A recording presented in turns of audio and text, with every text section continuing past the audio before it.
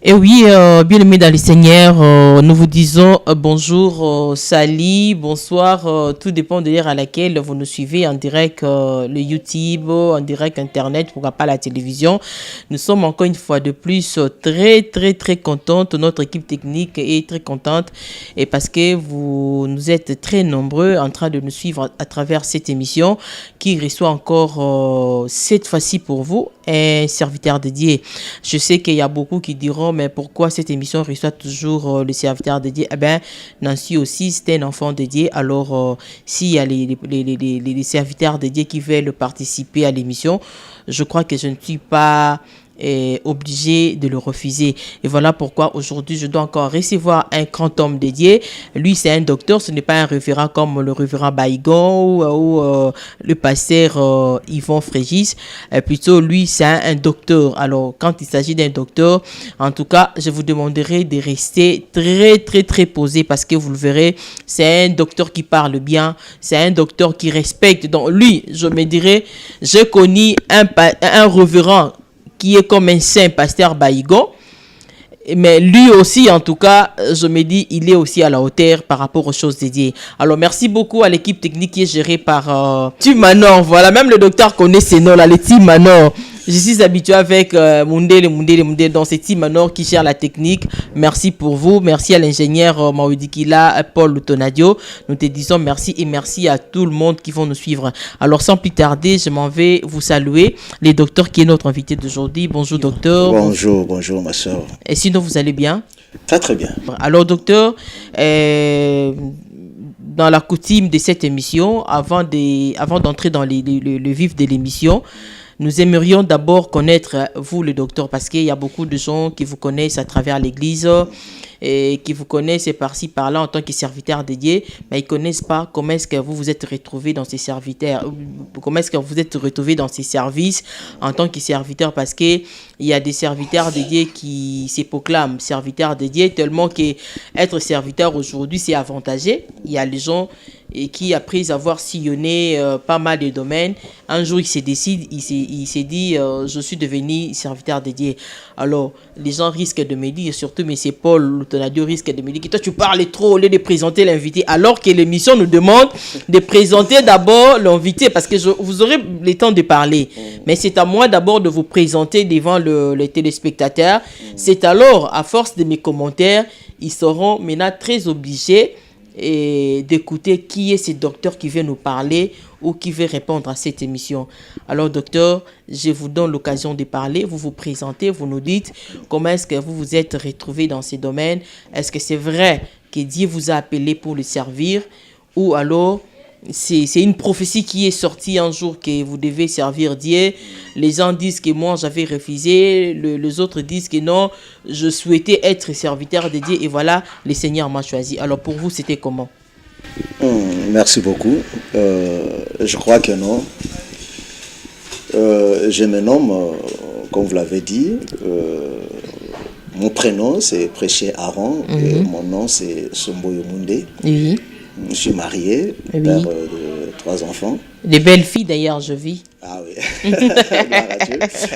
Alors, je suis de profession, je suis ministre de Dieu. Oui. Par rapport au sacerdoce, je suis docteur du ministère. Alors, en ce qui concerne mon appel, c'est vrai, comme vous venez de le dire, il y a ceux qui s'autoproclament, il y a c'est là aussi que les gens ont fait des prédicateurs, des pasteurs, des docteurs, tout consort. Mais en ce qui concerne mon cas, Dieu m'a appelé. Oui. Je me suis converti en 1996. Ok. D'abord, comme d'habitude, ce n'était pas dans le programme. Je me suis converti au ministère Amen. Oui. Et on a évolué avec mon père spirituel, c'est-à-dire l'apôtre Alain Pacifique.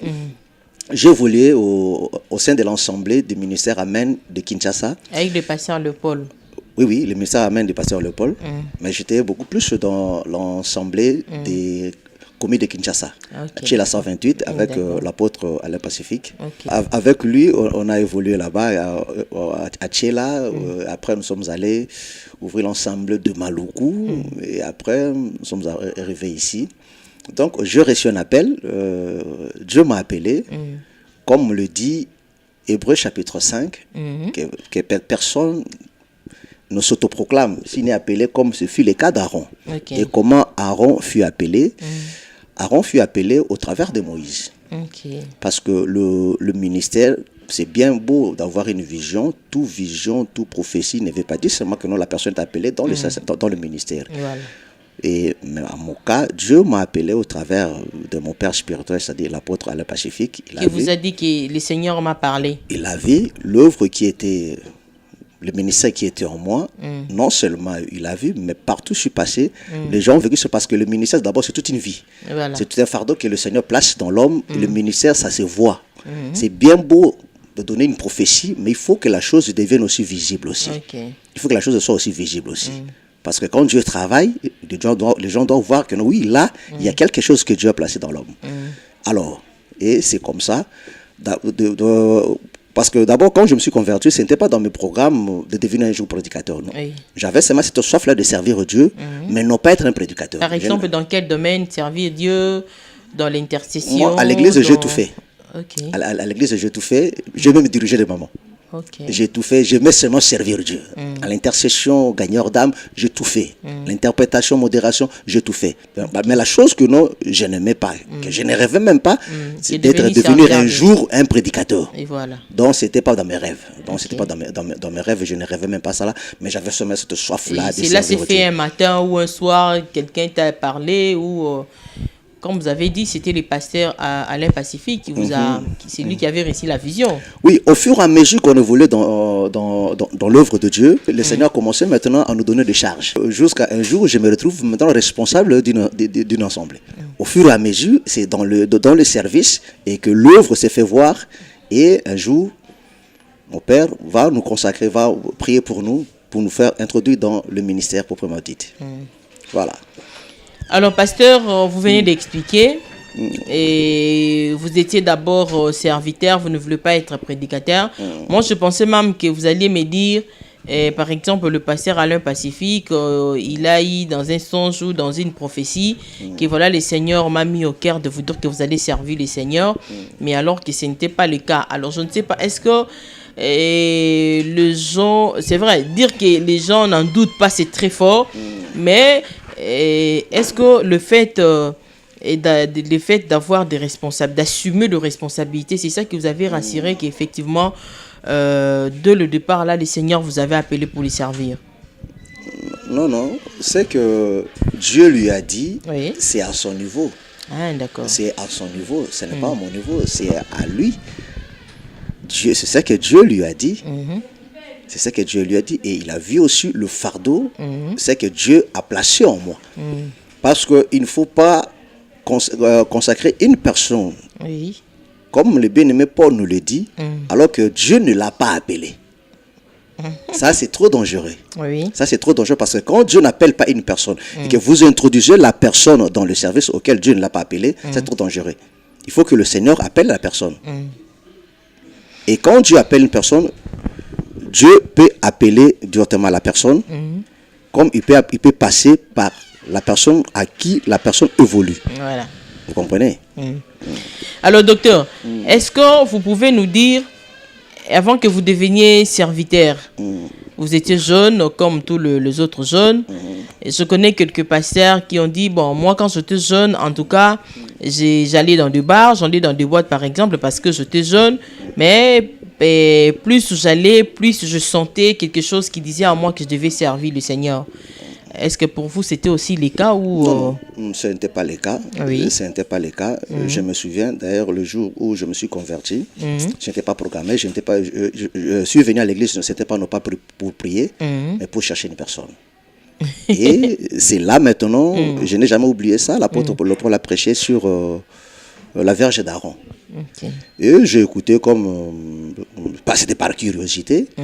Moi j'ai pris la décision de donner ma vie au Seigneur dans le bus. Okay. Je suis sorti à l'église païen. Mais arrivé dans le bus maintenant, je prends que non, ça là, Dieu me parlait, c'était à moi. Okay. Je prends la décision dans le bus. Vous Vous comprenez? C'était pas dans le programme où non, je rêvais un jour que non, moi je dois servir Dieu, non. Non, c'était pas dans mes pensées, c'était pas dans mes pensées. Alors il y a une question que vous n'avez pas répondu, vous avez évolué comme tous les jeunes, vous êtes aussi dans le bar. Oui, j'ai évolué comme tous les jeunes. C'est vrai, j'ai visité des bars au travers mon grand frère, un de mes cousins. Que vous n'accusez pas. Non, je n'accuse pas. Il y a des fois, c'est lui qui m'amenait, parce que quand je vivais chez lui, c'est lui qui m'amenait, il y a des fois, dans des bars. Mais de moi-même... Vous n'étiez pas toujours convaincu? De moi-même, non. D'abord, la boisson... Vous ne voulez pas? La boisson, ça ne m'intéressait pas vraiment. Mais vous le preniez quand même? La boisson ne m'intéressait pas. Non, la boisson ne m'intéressait pas parce que je n'aimais pas être saoul. Ok. Mais tout ce qu'un jeune pouvait faire, je le fais. Avoir des copines, tout ce genre, oui, je le fais. Tout comme tout bon païen. Ok. Alors, quand le Seigneur vous a appelé, vous étiez déjà marié ou vous étiez encore célibataire? Non, je m'appelais, j'étais encore jeune, je n'étais pas marié, pas de fiancé.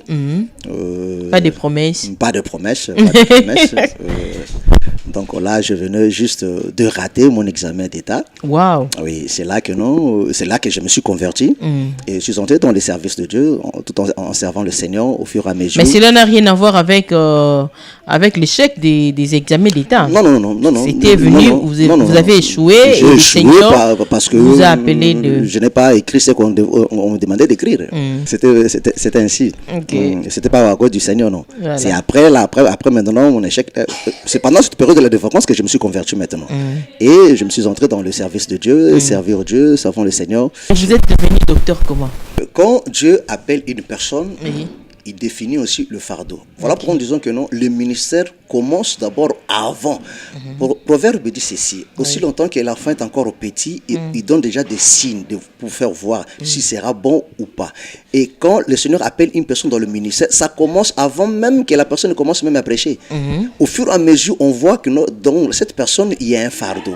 Et au fur et à mesure, la chose se définit. La chose grandit au fur et à mesure. La chose grandit au fur et à mesure. Et par rapport au ministère, parce que comme je l'ai dit tantôt, que non, le ministère d'abord c'est un fardeau que Dieu place dans la personne. N'oubliez pas, parce que quand les enfants d'Israël sont sortis de l'Égypte, tout Israël portait leur fardeau, sauf que non, les Lévites qui n'ont pas porté leur fardeau, mais leur fardeau c'était le tabernacle. Vous comprenez? C'est ça le ministère. C'est ça le ministère. Le ministère, c'est l'œuvre de Dieu que la personne a placée dans l'homme, à cet homme de porter. Mais dans quelle façon Dieu a donné ce fardeau? Parce que l'œuvre de Dieu, elle est vaste. Elle se différencie maintenant par rapport au ministère. Alors, celui qui est appelé dans le ministère pastoral, Dieu lui a donné aussi ce fardeau-là.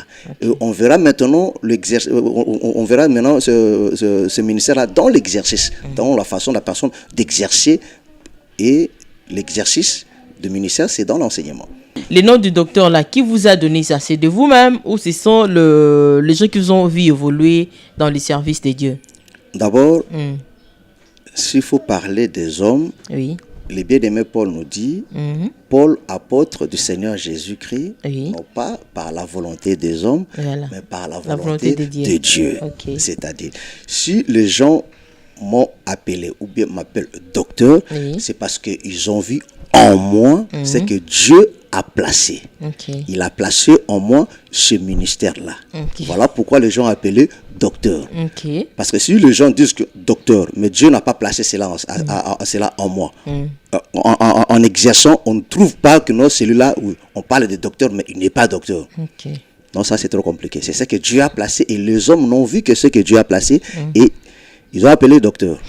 Mais apparemment, je ne vous vois pas avec l'Alliance. Je me dis, mais c'est docteur qui interdit beaucoup de choses. Il est trop sérieux, mais je n'ai pas vu l'Alliance.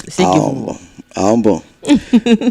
Non, pas dans mon église, mais dans la Bible. Parce que dans la Bible, il y a des interdits. Donc aussi, je n'ai pas l'Alliance. Ce n'est pas un point doctrinal. Ce n'est pas un point doctrinal, c'est un point de vue de la part de la connaissance. Pourquoi? Parce que si nous lisons la Bible, commençons par Isaac. Parce que c'est là qu'on commence à voir l'histoire de portée avec Isaac. Quand Eliezer a trouvé Rebecca pour femme pour Isaac, c'est Rebecca qui a porté le sceau pour dire que non, celui-là appartenait à Isaac. Ok. Mais Isaac n'a pas porté. Oui. Parce que quand la Bible nous parle d'une femme, la Bible définit la femme comme étant aussi une brebis. Or, c'est la brebis qui porte la marque ou bien le sceau du berger. Mais le berger n'en porte pas. Raison pour laquelle le docteur ne porte pas l'alliance, mais sa femme porte l'alliance. Oui, pareil avec le Seigneur. Pareil avec le Seigneur. Le Seigneur nous a fait porter le sceau du Saint-Esprit, mais le Seigneur ne porte rien de nous. Waouh. Vous comprenez? Quel raisonnement. Mais celui qui porte, selon la loi de ce monde, ça ne dérange pas. Celui qui ne porte pas, ce n'est pas aussi un problème. Mais parce que, alors, docteur, dans ces cas, au lieu que ce soit toujours la femme qui doit porter, vous ne pouvez pas aussi des fois porter. Par rapport à la parole, vous ne trouvez pas que ça ne doit pas déranger? Ça ne dérange pas. Comme il peut porter, comme elle ne peut pas aussi porter, ça ne dérange pas aussi. Mais tel que les choses évoluent dans le monde, nous savons très bien que si quelqu'un porte l'alliance, ça signifie qu'ils ont été mariés devant le Seigneur, devant tout ça. Alors vous, ça ne vous dit absolument rien en tant qu'humain.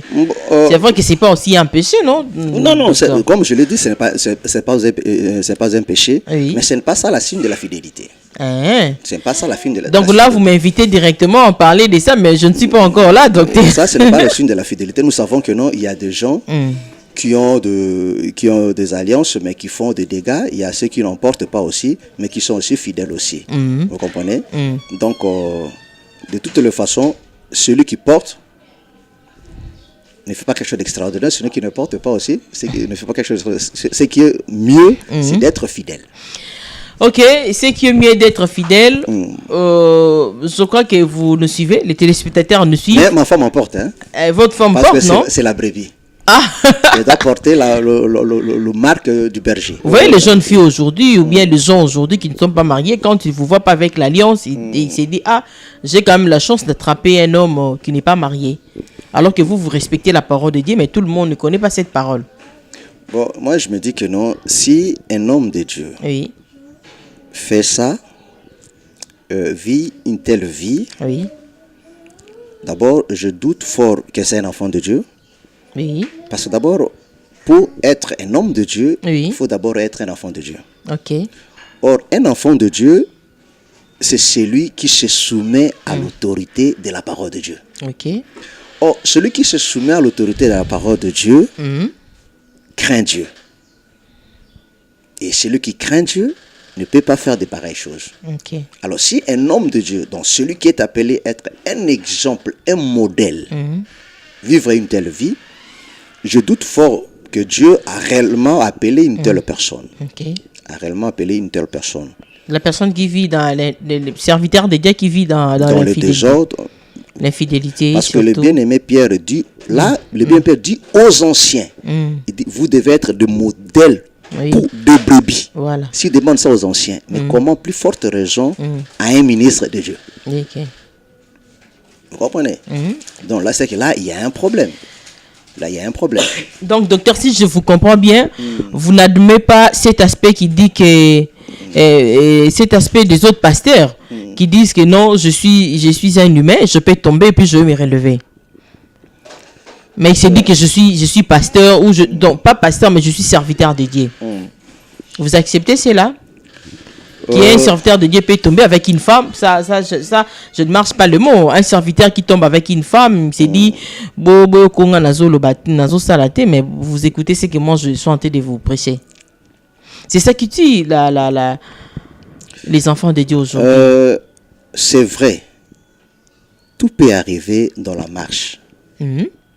Mais quand une personne commence à soutenir son erreur, c'est-à-dire que ce n'est plus une erreur. Donc, il vit dans ça. C'est-à-dire que ce n'est plus une erreur. Quand une personne commet une erreur, la première des choses, il doit reconnaître que ça, c'est une erreur. Et un tel serviteur, les gens doivent continuer toujours à venir prier dans son église. Vous, en tant que docteur. Quand c'est une vie, ça devient autre chose. Quand c'est une vie, ça devient autre chose. Il tombe ici, il tombe là-bas, il tombe là-bas. Là, ça devient un problème. Parce que vous savez une chose. Vous savez, avant que le Seigneur introduit une personne dans les sacerdoces. Commençons d'abord dans l'Ancienne Alliance. Cette personne, on commence d'abord à le préparer. On devait d'abord lui raser tous les poils de son corps, qui ne parlait seulement de la nouvelle naissance. On doit le raser, non seulement le raser, mais le laver. Non seulement le laver, on doit l'habiller. Et après, la dernière des choses, de toutes ces choses-là, c'était l'onction. C'était l'étape finale. Pour maintenant introduire la personne. Vous voyez toute cette préparation pour que la personne soit maintenant un modèle. Non seulement ça, mais le Seigneur demande aussi que la personne ne doit pas avoir des défauts corporels. Mais on en trouve quand même.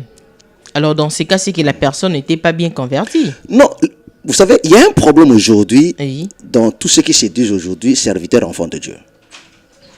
Beaucoup ne sont pas appelés, beaucoup ne sont pas convertis. Le plus grand problème, c'est la conversion, ou bien la repentance. Le plus grand problème aujourd'hui, c'est la repentance. Si la personne ne s'est pas repentie, comme je dis souvent, la repentance, ce n'est pas le fait d'avouer, dire que non, j'ai péché, j'ai fait ceci. Non, ce n'est pas ça la repentance. La repentance, c'est le regret de sa vie passée, qui est suivi d'une décision d'abandon. Quand la personne se répand de sa vie passée, mais comment revenir encore dans cette vie-là? Moi, je ne sais pas si à vous de nous répondre par rapport à cette question, parce que c'est vous les serviteurs de Dieu. Voilà pourquoi je dis, vous êtes pasteur, on est d'encadrer le brebis, vous bouffez le brebis encore. Si la personne ne s'est pas répandue, vous devenez des lions vous-même, des serviteurs de Dieu. Si la personne ne s'est pas répandue, il n'est pas enfant de Dieu. Mais s'il n'est pas enfant de Dieu, comment Dieu peut appeler une personne qu'il n'a pas connue avant la fondation? Ça, c'est un problème. Mais il n'est pas étonnant parce que le Seigneur, la Bible en parle déjà que non. Oui, ils viendront en peau d'agneau, mais en réalité, ce sont des loups. Mais c'est aux enfants de Dieu. Je vous dis toujours que c'est Dieu qui appelle dès le départ. Si Dieu n'appelle pas, la personne ne peut pas arriver. Pour ceux-là qui ne se sont pas s'autoproclamés enfants de Dieu. Vous savez, c'est facile de dire que non, Dieu m'a appelé. Oui.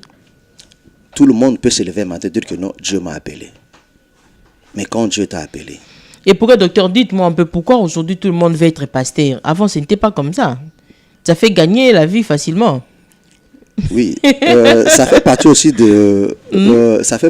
des objectifs. Parce que l'évangile aujourd'hui, qui dit l'évangile aujourd'hui, on voit seulement l'argent. Parce que l'évangile qui est prêché aujourd'hui, c'est cet évangile-là matérialiste. Nous ne sommes plus dans la logique de la bonne nouvelle du royaume. Mais nous sommes maintenant dans la bonne nouvelle de la vie sociale. La bonne nouvelle de la terre que le diable s'est présenté devant le Seigneur avec. Où il a parlé au Seigneur sur les choses de la terre. C'est cet évangile qui est annoncé aujourd'hui. Et c'est à cause de cela, voilà pourquoi la chose paraît facile. Voilà pourquoi tout le monde encourt vers cet évangile-là. Alors que ce n'est pas un petit travail, servir le Seigneur. Non, c'est pas un petit travail. Vous êtes des personnes, je peux dire, extraordinaires, parce qu'il y a des moments où nous ne sommes pas en jeûne, mais vous êtes en train de jeûner. Il y a des moments où moi, je ne prie pas, mais un serviteur de Dieu est toujours en train de prier. Ce n'est pas un travail facile, mais les gens veulent toujours... Non, pas d'abord par rapport à jeûner et prier, mais la responsabilité des âmes. Voilà, tout ça, dans l'ensemble. Parce que, je ne sais pas, c'est bien beau de prêcher, de dire ce qu'on veut dire. Mais nous devons savoir une chose, que nous devons rendre compte de ces âmes-là. De tous ces gens qui nous écoutent là. Un jour, Dieu nous demandera tous ces âmes-là. Voilà. Quand nous fait de tous ces âmes-là, c'est bien beau de parler. Mais est-ce que l'objectif du Seigneur dans la vie de ces âmes-là a été atteint? Parce que le Seigneur nous a envoyés, c'est pour la Bible est claire dans Éphésiens chapitre 4, comme le bien Paul le dit, c'est pour le perfectionnement des saints. Le ministère, c'est pour le perfectionnement. Mais est-ce qu'aujourd'hui, ce qui est prêché aujourd'hui, est-ce que c'est pour le perfectionnement ou bien c'est pour répondre aux besoins sociaux des hommes et des femmes? Est-ce que c'est pour le perfectionnement? Parce qu'il y a beaucoup d'églises et il y a beaucoup de gens qui prient, mais regardez seulement la qualité et la vie de ces gens-là qui prient. Et vraiment. Regardez seulement la qualité pour comprendre que ce qui est enseigné là n'est pas la parole de Dieu. Vraiment. Parce que la parole de Dieu, l'évangile du royaume, amène la perfection dans la vie des hommes et des femmes. Vous comprenez? Et le Seigneur a établi le saint ministère, c'est pour le perfectionnement des saints. C'est pour le perfectionnement, pour que ces hommes et ces femmes-là deviennent parfaits. La Bible, comme le Seigneur, le bien Paul le dit si bien dans Éphésiens chapitre 5, quand il parle du mariage, il parle de sa femme. Il dit que tout homme aime sa femme comme Christ a aimé son Église, pour la sanctifier, la purifier par l'eau de la parole, en fait de faire paraître devant elle cette église glorieuse, sans tache ni rien de semblable. Mais comment le Seigneur accomplit cette œuvre-là? De purifier cette femme-là. Comment? De la rendre parfaite, de la rendre sans tache ni rien de semblable. Comment? C'est au travers de 5 ministères. C'est le rôle de 5 ministères d'amener la femme dans cette perfection-là. Mais est-ce que c'est ça ce qui s'est fait aujourd'hui? Non, ce qui s'est fait aujourd'hui, ce n'est pas ça. Voilà pourquoi si vous sillonnez la ville, vous verrez que non, on ne parle que des démons, des démons. 2018, ici, il y avait de prospérité, il y avait de ceci, tout. Mais la perfection, personne ne fait cas de cela. Il y a des pasteurs qui en parlent. Hein. Mais oui, Dieu a toujours un petit reste. Je ne dis pas que non, tout le monde est pareil.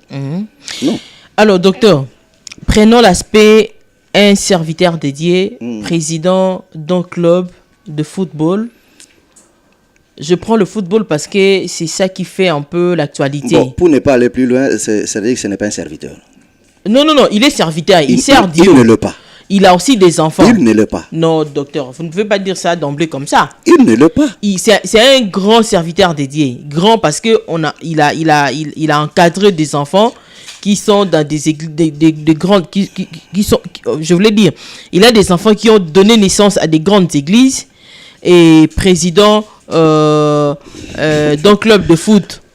Et vous dites que non, peut-être que le pasteur aime bien le loisir, c'est pourquoi il a accepté d'être président. Qu'est-ce que vous appelez une grande église?